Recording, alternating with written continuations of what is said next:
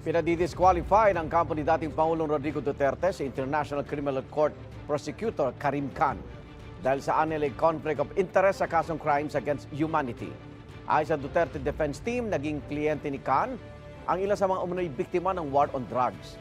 Na maging ICC prosecutor noong June 2021, ginamit umano ni Khan ang impormasyong nakalap sa mga dati niyang kliyente para imbestigahan ang sitwasyon sa Pilipinas. Hindi raw sinabi ni Khan ang kanya umanong conflict of interest sa lahat ng partido sa kaso bago mag-March 6. 5 araw bago inaresto ang dating Pangulo sa Pilipinas. Kinwestiyon din ng Duterte Defense Team ang moralidad ni Khan lalo't naharap siya sa mga alegasyon ng sexual misconduct na dati namang itinanggihan ni Khan. Mula Mayo, nakalib si Khan bilang ICC prosecutor habang iniimbestigahan ang mga alegasyon sa kanya. Wala pa siyang tugon sa umano'y conflict of interest sa kaso. Wala pang pa siyang ICC Appeals Chamber sa hiling ng kampo ni Duterte.